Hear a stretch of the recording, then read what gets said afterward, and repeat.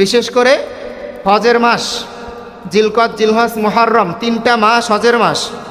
যেমন আল হাজ্জু আশহুরুম মালুমাত, এই যে হজের মাস সমূহ, মানে 3টা মাস হচ্ছে হজের মাস। এই ব্যাপারে কোরআনুল কারীমের মধ্যে আল্লাহ তাআলা নিজেই বলে দিয়েছেন। আচ্ছা বলেন তো, হজ কাকে বলে? হজ কাকে বলে? হজ যদি আপনি হজের মাস ছাড়া বছরের অন্য কোনো মাসে করতে যান, তাহলে কি আপনার হজ আদায় হবে? জুম্মার নামাজের টাইম হচ্ছে এখন, আপনি যদি আসরের নামাজের সময় পড়েন, জুম্মার নামাজ আদায় হবে? হবে না। তাহলে হজের সংজ্ঞা, হজের আবিধানিক অর্থটা কি? হজের আবিধানিক অর্থ হচ্ছে ইচ্ছা পোষণ করা, ইচ্ছা পোষণ করা এবং কোনো কিছুর দিকে যাত্রা শুরু করা, কোনো কিছুর দিকে। এটা হচ্ছে আবিধানিক অর্থ। আর পারিভাষিক সংজ্ঞাটা কি? নির্ধারিত সময়, একটু মনোযোগ দেন, নির্ধারিত সময়ে, নির্ধারিত স্থানে, নির্ধারিত নিয়মে আল্লাহ পাকের বিধানকে অনুসরণ করার নামই হচ্ছে হজ। বসার তৌফিক দান করেছেন সেই মহান রব্বুল ইজ্জত আল জালালের দরবারে কৃতজ্ঞতা আদায়ের লক্ষ্যে জবান খুলে অন্তর থেকে মোহাব্বতের সাথে একবার কালিমাতুশ শুকুর আদায় করি, বলি আলহামদুলিল্লাহ। লক্ষ কোটি দুরুদ সালাম পেশ করছি বিশ্ব নবী সাইয়্যিদুল মুরসালিন খাতামুন নবিয়্যিন রাহমাতাল লিল আলামিনের উপর। সকলেই বলি সাল্লাল্লাহু আলাইহি ওয়াসাল্লাম, সাল্লাল্লাহু আলাইহি ওয়াসাল্লাম। মোহতারাম হাজিরিন, আজকে আমাদের আলোচনার বিষয় পবিত্র হজ। যেহেতু হজের মাস চলতেছে, জিলকদ, জিলহজ এবং মুহররম, এই 3টা মাস আল্লাহ পাকের কাছে সবচেয়ে সম্মানিত মাস, হারাম মাস। 4টা মাস হারাম মাস। এই হারাম মাস মানে হচ্ছে, হারাম মানে নিষিদ্ধ হারাম সেটা না, হারাম মানে হচ্ছে সম্মানিত। যেমন বলে না হেরেম শরীফ, তাহলে এই হারাম মাস 4টা মাস, 3টা মাস ধারাবাহিক। নবীজি সাল্লাল্লাহু আলাইহি ওয়াসাল্লাম বলেন 3টা মাস ধারাবাহিক। কোনটা কোনটা? জিলকদ, জিলহজ, মুহররম। আর একটা মাস কোনটা বলেন তো? রজব মাস, রমজান না। রমজান হচ্ছে স্পেশাল মাস, একেবারে সুপার, এর উপরে কোনো মাসই নাই সম্মানিত। কিন্তু ওটা ছাড়া বাকি 11টি মাসের মধ্যে সবচাইতে সম্মানিত মাস হচ্ছে 4টা মাস। এর মধ্যে জিলকদ, জিলহজ, মুহররম, এই 3টা ধারাবাহিক, আর একটা হচ্ছে রজব মাস। তাহলে এই মাসে করণীয়টা কি? এই মাসে করণীয় সম্পর্কে আল্লাহ পাক রব্বুল আলামিন কোরআনুল কারীমের মধ্যে বলেন, ইন্না ইদ্দাতাশ শুহুরি ইনদাল্লাহি 12 শাহরান ফি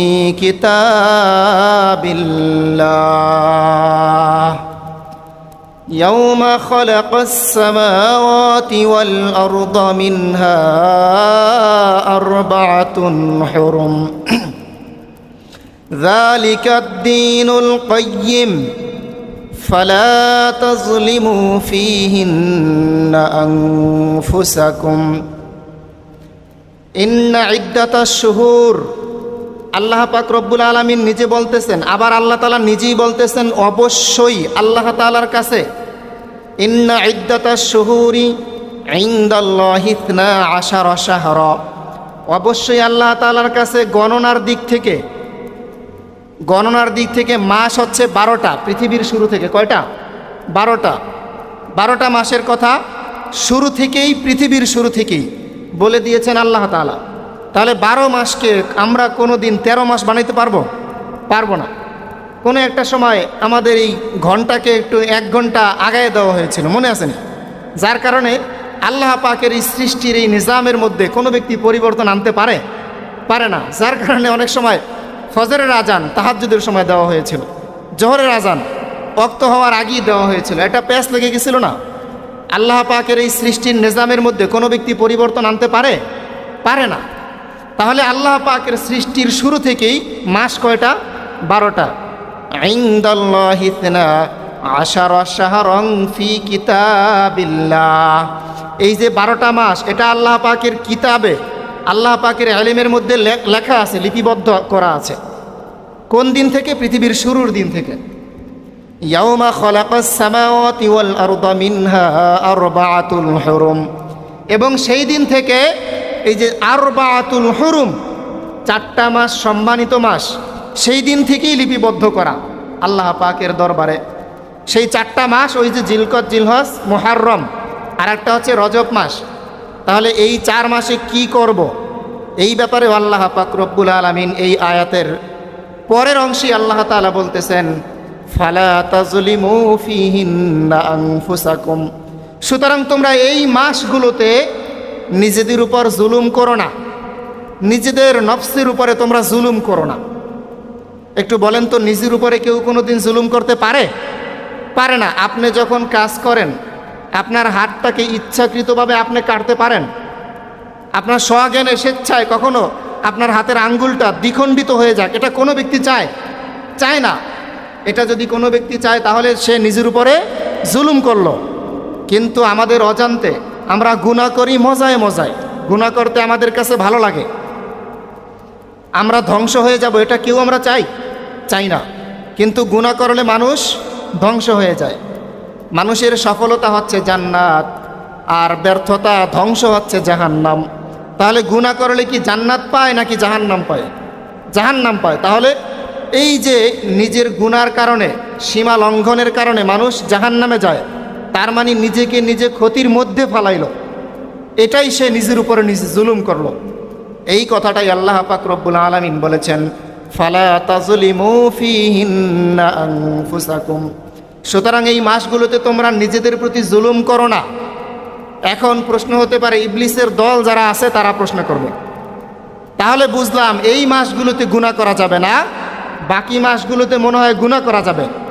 যেহেতু আল্লাহ তাআলা বলছে এই মাসগুলোতে গুনাহ করো না, এই কথা বলবে ইবলিসের দল। কোনো মুমিন এই কথা বলতে পারে না।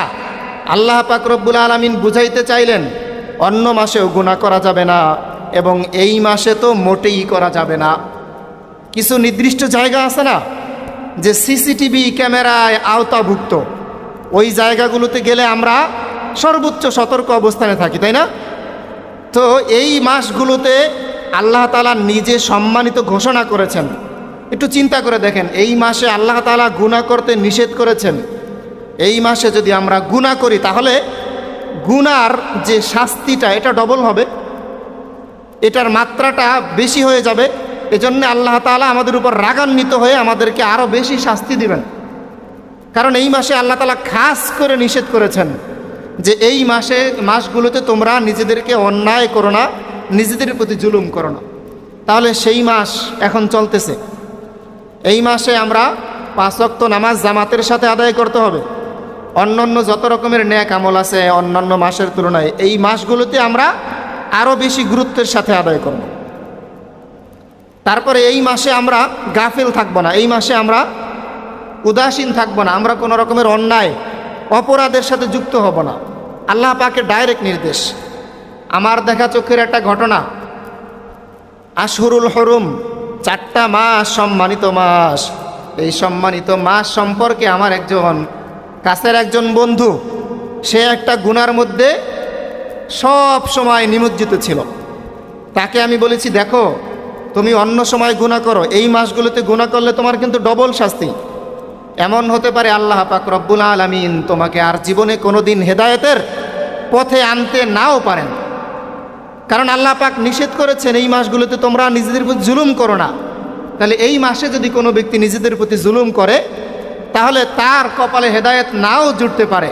যদি জুটে আল্লাহ পাকের যদি অসীম করুণা যদি থাকে, কিন্তু নিয়ম অনুযায়ী জোটার কথা না। কারণ আল্লাহ তাআলা বিশেষভাবে খাস করে নিষেধ করেছেন যে এই মাসগুলোতে তোমরা নিজেদের প্রতি জুলুম করো না। সেই মাসসমূহ এখন কিন্তু চলতেছে।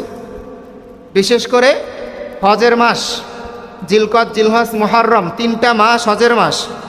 যেমন আল হাজ্জু আশহুরুম মালুমাত, এই যে হজের মাস সমূহ, মানে 3টা মাস হচ্ছে হজের মাস। এই ব্যাপারে কোরআনুল কারীমের মধ্যে আল্লাহ তাআলা নিজেই বলে দিয়েছেন। আচ্ছা বলেন তো, হজ কাকে বলে? হজ কাকে বলে? হজ যদি আপনি হজের মাস ছাড়া বছরের অন্য কোনো মাসে করতে যান তাহলে কি আপনার হজ আদায় হবে? জুম্মার নামাজের টাইম হচ্ছে এখন, আপনি যদি আসরের নামাজের সময় পড়েন জুম্মার নামাজ আদায় হবে? হবে না। তাহলে হজের সংজ্ঞা, হজের আবিধানিক অর্থটা কি? হজের আবিধানিক অর্থ হচ্ছে ইচ্ছা পোষণ করা, ইচ্ছা পোষণ করা এবং কোনো কিছুর দিকে যাত্রা শুরু করা, কোনো কিছুর দিকে, এটা হচ্ছে আবিধানিক অর্থ। আর পারিভাষিক সংজ্ঞাটা কি? নির্ধারিত সময়, একটু মনোযোগ দেন, নির্ধারিত সময়ে, নির্ধারিত স্থানে, নির্ধারিত নিয়মে আল্লাহ পাকের বিধানকে অনুসরণ করার নামই হচ্ছে হজ। আপনি হজ পালন করবেন বাইতুল মোকাররমে গিয়ে, যদি আপনি তাওয়াফ করেন তাহলে কি আপনার হজ হবে? তারপর মদিনা শরীফ গিয়ে তাওয়াফ করেন, হজ হবে? হজ করতে হলে যেতে হবে কাবা শরীফ, কাবা শরীফকে তাওয়াফ করতে হবে, প্রদক্ষিণ করতে হবে। তাহলে নির্ধারিত সময়ে কাবা শরীফে আপনি যদি এই হজের মাস ছাড়া অন্য কোনো মাসে যান, কাবা শরীফে গেছেন ঠিকই, কিন্তু হজের মাস ছাড়া অন্য মাসে গেছেন, আপনার হজ আদায় হবে? হবে না। তাহলে নির্ধারিত সময়ে, নির্ধারিত স্থানে, নির্ধারিত নিয়মে আল্লাহ পাকের ইবাদত বন্দিগি সম্পন্ন করার নাম হচ্ছে হজ। এই পবিত্র কোরআনুল কারীমের মধ্যে আল্লাহ পাক রব্বুল আলামিন হজ সম্পর্কে কি বলেছেন? সূরাত আলে ইমরান ৯৭ নম্বর আয়াতের মধ্যে আল্লাহ পাক রব্বুল আলামিন বলেন, ওয়ালিল্লাহি আলান নাসি হিজ্জুল বাইতি মান ইসতাতা ইলাইহি সাবিলা। মানুষের উপরে আল্লাহ তাআলার জন্য এই ঘরের হজ করা ফরজ, যার সেখানে যাওয়ার সামর্থ্য আছে। এই আয়াত দ্বারা বোঝা যায় সামর্থ্যবান প্রত্যেকটি সুস্থ বালেক মুসলমানদের উপরে হজ পালন করা ফরজ। সামর্থ্যবান প্রত্যেকটি সুস্থ বালেক মুসলমানদের উপর হজ পালন করা ফরজ। তাহলে এই হজ হচ্ছে গুরুত্বপূর্ণ একটা ইবাদত। এই হজ পালন করা ফরজ। নামাজ পড়া যেরকম ফরজ, রোজা রাখা যেরকম ফরজ, হজ পালন করাও সেরকম ফরজ। এটা কার উপরে ফরজ? সামর্থ্যবান সুস্থ বালেক মুসলমানদের উপরে হজ পালন করা ফরজ। যদি কোনো ব্যক্তি সুস্থ বালেক মুসলমান কিন্তু হজ ফরজ হওয়ার পরেও গড়িমসি করে, হজ পালন না করে, তার ব্যাপারে রাসূল আরবি সাল্লাল্লাহু আলাইহি ওয়াসাল্লাম বলেন, যদি কোনো ব্যক্তির উপর হজ ফরজ হয় তারপরে সে গড়িমসি করে, এমন অবস্থায় যদি তার মৃত্যু হয়, তাহলে এই ব্যক্তি ইহুদি হয়ে মারা যাক অথবা খ্রিস্টান হয়ে মারা যাক অথবা নাসারা হয়ে মারা যাক, তার ব্যাপারে আমি নবীর কোনো দায়বদ্ধতা নাই। একটু চিন্তা করে দেখেন কত বড় ডেঞ্জারাস কথা। হজকে আমরা তো যাদের টাকা পয়সা নাই তারা হজকে গুরুত্বই দেই না, অথচ টাকা পয়সা না থাকলেও এই হজকে গুরুত্ব দিতে হবে। এই হজ করতে হবে নির্দিষ্ট সময়ে, নির্ধারিত জায়গায়, নির্ধারিত নিয়মে। হজ করতে হবে কোথায়? কাবা শরীফ গিয়ে।